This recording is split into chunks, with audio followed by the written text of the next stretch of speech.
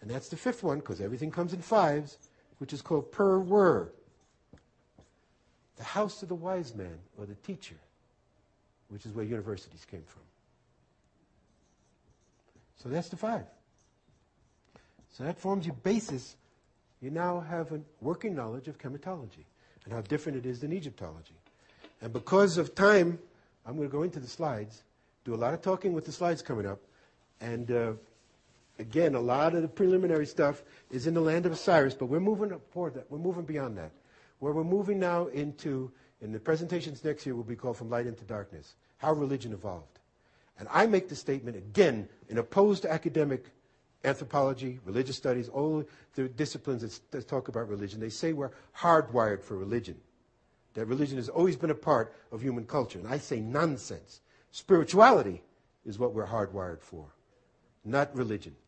Religion actually comes from a Latin word, religiore, which means to bind together. Religious scholars like to put in the word to bind together back to God.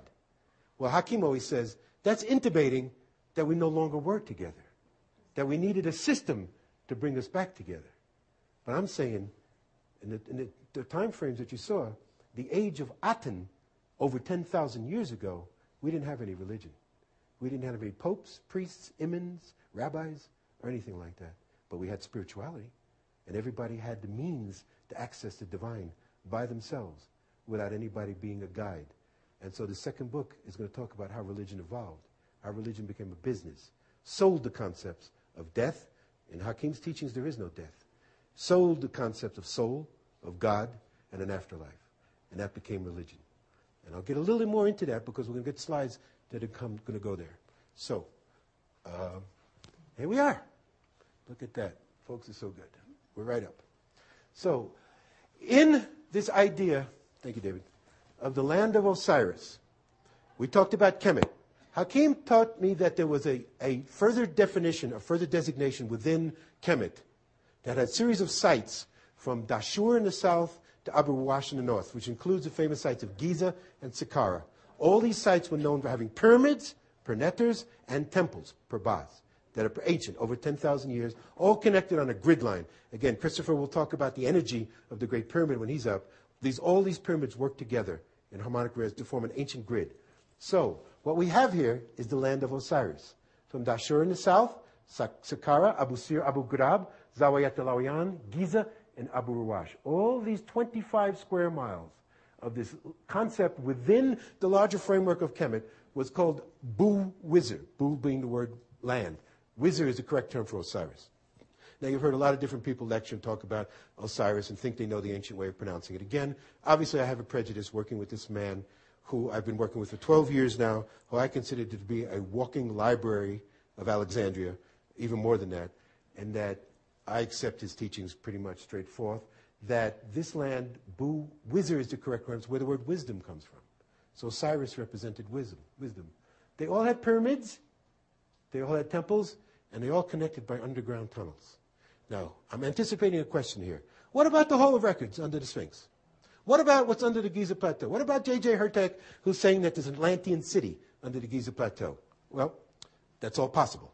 But let me tell you, because I've been in the tunnels under the Giza Plateau, how we are taught is those tunnels drilled through limestone bedrock, and Christopher will talk about the engineering aspects of this, straight to limestone bedrock, as much as perhaps 50 miles into what was the desert out here, which was the ancient river, to connect with water, to bring water to these sites. Why? Because water was the source of energy for the pyramids. Water. Now, we know water, as the two aspects that Hakim wanted me to concentrate on my research was sound. Christopher will talk about acoustics, and water, and how they work together. I'm going to talk about how we think pyramids were built, how the stone was cut, how they were lifted and put into position before we're done. So the water was brought to all these sites, and in the tunnels underground Giza, if any of you know what Zahi Hawass has had to do for the last 20 years, they've had to pump out thousands, if not millions, of gallons of water to get into these tunnels, because that's what they were for, to bring water to these sites. Someone asked me, and in fact I was asked in a television interview this morning, what does the Ankh mean? I wear a nice Ankh. Everybody likes to wear Ankhs. Well, Ankh means life. Egyptologists tell you it means life. Well, it means more than that.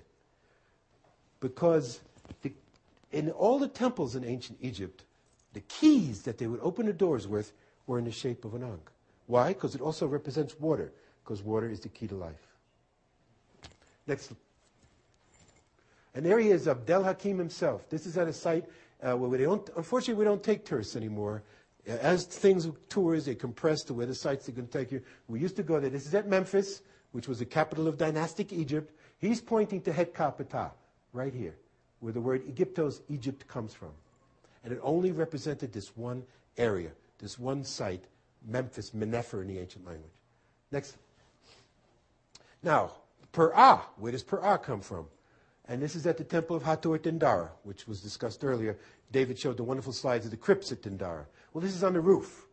Now, this is called a cartouche. You hear Egyptologists always talk about cartouche, French word. It means bag of holding or grocery bag. Well, actually, it's a knot of papyrus where Egyptologists will tell you that a king's name was inscribed. And that's another one that needs to be flushed down the toilet, because these people would never have put their common names up on the walls for anybody to see. These were titles. Again, 5. Where are we going? Back to back, back, back.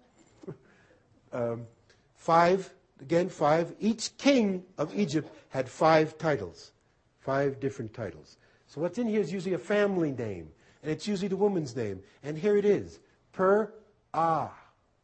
And it's at the goddess's temple, the female netter. And there she is. This is the glyph of Hathor, the house of Horus, or Hiru, which was not a sun god.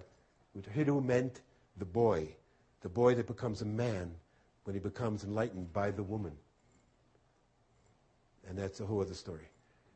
But there she is, the original Per-Ah, Hathor, and it's meant the female's high house. Had nothing to do with the male king whatsoever. Next.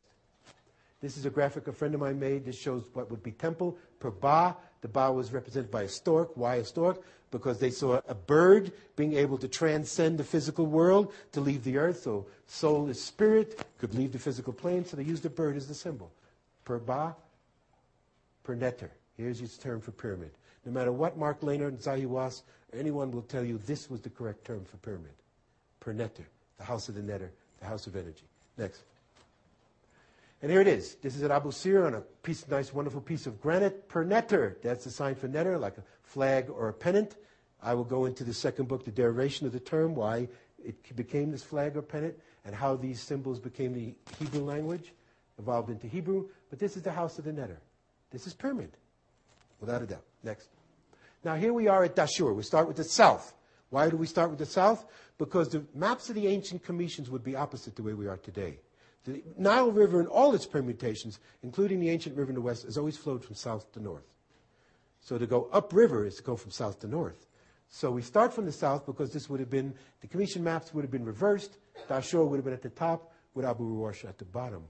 So we started, this is 2 pyramids at Dashur. This one's known as the Red Pyramid. Why? Because a particular type of limestone has a reddish iron tint to it. So they call it the Red Pyramid.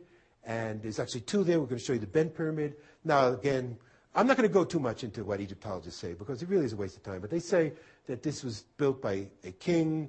He actually had 3 pyramids built. Now, how they're going to discuss how he was going to have his body divided into thirds, have one belt. They don't go into that. But he had one pyramid, said, no, that's not good enough, build another pyramid. No, that's not good enough, build another pyramid. Well, we have a different story. These are houses of nature, houses of energy. Let's go inside. Next. I hope you can see this. It's sort of dark. Here's what, again, David showed these wonderful megalithic stones that he was showing all around the world. This is one single block of limestone here, weighs at least 100 tons. How they even got it into this position they can't discuss. And this is the inner walls. This looks very much like the Great Pyramid. Now, again, this is different from you hear from other people. A lot of people always say, well, the Great Pyramid is so unique, it's so different than any other pyramid. It's not so. Christopher will discuss the uniqueness of the Great Pyramid. It did have a uniqueness, but all these pyramids we're going to show you were built by the same people around the same time frame for the same purposes. And they show the same type of construction ability, it's the same type of stone used, and the same type of geometry involved. Next. And this is the ceiling. It's corbelled. It's recessed. Why? The Grand Gallery in the Great Pyramid is very similar. Well, we say it's for acoustic harmonic resonance. Again, he had me concentrate on sound. Christopher will discuss what a coupled oscillator is and how the Great Pyramid is functioning. But basically, all these pyramids were working with acoustic resonance, with sound, amplifying sound, and using acoustic energy.